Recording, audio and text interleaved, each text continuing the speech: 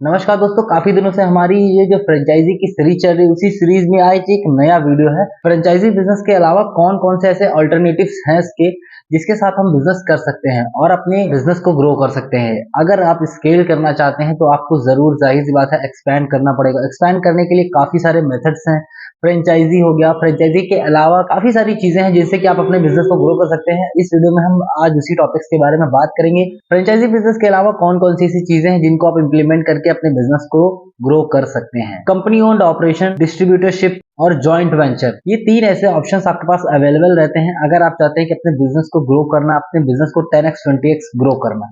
आइए सबसे पहले पॉइंट के बारे में हम डिस्कस करते हैं, कंपनी ओन्ड ऑपरेशंस। देखिए, कंपनी ओन्ड ऑपरेशंस जैसे कि नाम से ही क्लियर है कि इसमें हर चीज कंपनी करेगी। देखिए, इसमें आपका उत्तरदायित्व बढ़ जाता है, आपकी जिम्मेदारी बढ़ जाती है, क्योंकि फ्रेंचाइजी में होता था कि आप किसी को जिम्मेदारी दे देते थे, उसको उसका कारभार बता देते थे कि आपको क्या करना है। बेसिकली फ्रेंचाइजी में आपको ज्यादा कुछ नहीं करना होता था, बस आपको ट्रेनिंग देना था और हर चीज का ओवरव्यू देना था, बाकी उनको एक सपोर्ट देना था। लेकिन यहाँ पर आपको हर चीज खुद से ही करनी है। एक छोटा से छोटा स्टेप या बड़ा से बड़ा स्टेप लेना है तो ये आप ही को लेना है। आपको हर चीज खुद से संभालनी पड़ेगी, एड़ी से लेकर चोटी तक केवल आपकी इन्वॉल्वमेंट रहेगी, आपके एक इशारे पर चीजें होंगी। इसमें 100% एक्सपेंशन कंट्रोल आपके हाथ में रहेगा, क्योंकि हर चीज आप ही को करनी है।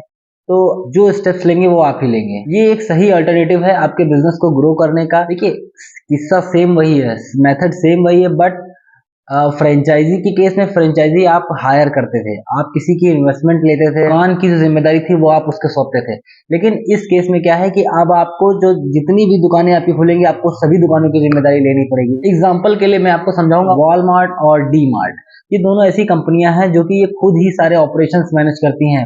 प्रोडक्ट स्टार्टिंग से लेकर के प्रोडक्ट एंड कस्टमर को पहुंचाने तक ये सारा काम इन्हीं का होता है। जितने भी स्टोर्स हैं उनको मैनेज यही करते हैं, और वेंडर से कितना सामान आया कितना गया वो एवरीथिंग। लेकिन जिम्मेदारी तो वॉलमार्ट की ही बनती है ना, किसी भी स्टोर में कुछ भी होगा तो जिम्मेदारी किसकी जाएगी? वॉलमार्ट की। दोनों ही कंपनियां अपने हर आउटलेट को ओन करती हैं, किसी भी तरह की कोई फ्रेंचाइजी इन्वॉल्वमेंट नहीं है कि उन्होंने अपना ब्रांड की जिम्मेदारी किसी को दे दी और उससे रॉयल्टी फीस जमा कर रहे हैं। यहाँ पर रॉयल्टी कुछ नहीं है, 100% प्रॉफिट इनका होता है और एक बड़ी यूनिट की इनको पावर मिलती है, क्योंकि जब इतना बड़ा बिजनेस ये खुद से रन करते हैं तो इनके ऊपर जिम्मेदारियां भी बढ़ती हैं। लेकिन अगर इतने ढेर सारे स्टोर्स कोई कंपनी मैनेज करती है तो उससे बहुत सारे उसके फायदे तो हैं ही, लेकिन कुछ उसके नुकसान भी। आइए हम नुकसान के बारे में जान लेते हैं। देखिए, 100% रिस्क होता है इसमें।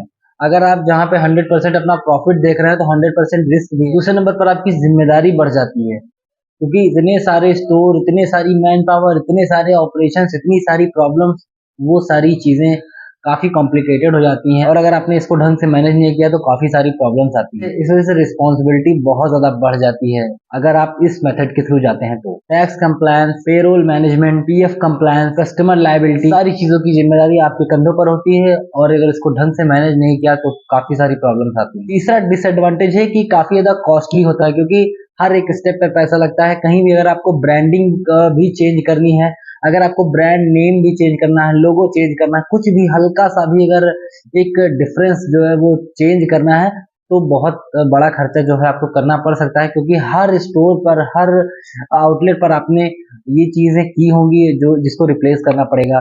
तो इन्वेस्टमेंट इसमें काफी ज्यादा लग जाता है, आपकी जो गाढ़ी कमाई होती है वो उसका इस्तेमाल भी करना पड़ सकता है, तो इस वजह से ये काफी ज्यादा कॉस्टली होता है। दूसरे नंबर पर आता है डिस्ट्रीब्यूटर्स। आप डिस्ट्रीब्यूटर भी रख सकते हैं, क्योंकि अब आपको एक्सपैंड करना है हर जगह पर, आपको ऑल ओवर इंडिया में अगर अपना प्रोडक्ट पहुंचाना है तो आपको डिस्ट्रीब्यूटर तो रखना ही पड़ेगा। डिस्ट्रीब्यूटर के भी फायदे नुकसान को समझ लीजिए। डिस्ट्रीब्यूटर को समझाने में अगर मैं समझाऊंगा कायदे से तो ये काफी लंबा वीडियो बन जाएगा। मैं आपको केवल ओवरव्यू देना चाहता हूँ कि ये सारे ऑप्शंस भी आपके पास अवेलेबल हैं फ्रेंचाइजी के अलावा, कि आप अपने बिजनेस को ग्रो कर सकते हैं इन मेथड्स के थ्रू। तो डिस्ट्रीब्यूटर्स को भी हम एक बार टच करते हैं। देखिए, ये 1-on-1 कॉन्ट्रैक्चुअल रिलेशन होता है जो कि एक ब्रांड और एक डिस्ट्रीब्यूटर के बीच में होता है, जिससे कि वो किसी भी ब्रांड का माल जो है वो ऑल ओवर इंडिया में सप्लाई करता है। दूसरा फायदा ये होता है कि डिस्ट्रीब्यूटर आपसे बल्क में परचेज करता है, जिस भी लोकेशन पर है तो वो आपसे बल्क में माल लेगा।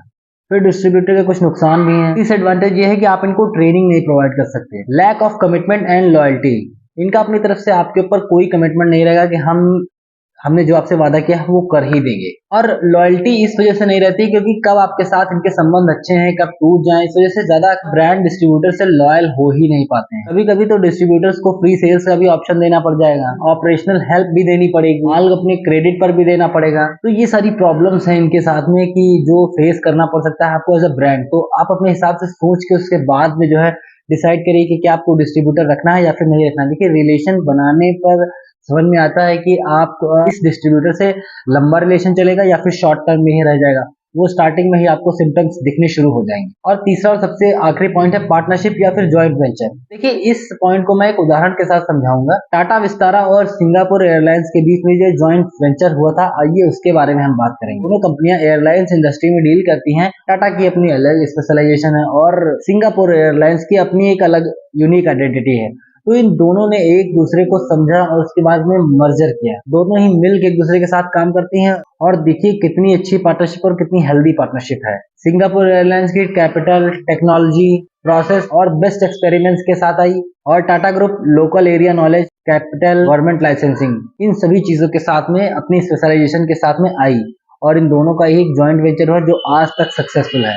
दोनों के स्टेक की बात करें तो 49% स्टेक सिंगापुर एयरलाइंस का है और टाटा ग्रुप का 51% का स्टेक है और ये आज सक्सेसफुल बिजनेस रन कर रहे हैं। बट इसका एक डिसएडवांटेज भी है। जहां इतने सारे फायदों के साथ में ये कंपनी रन कर रही है वहां पर एक डिसएडवांटेज भी होता है। ऐसी जब कोई भी पार्टनरशिप होती है तो ज्यादातर पार्टनरशिप टूट क्यों जाती है, क्योंकि डिस्प्यूट हो जाता है और डिस्प्यूट होने में जितना आपने आज तक कमाया सारी चीजें आपकी एकदम उल्टी पड़ जाती हैं।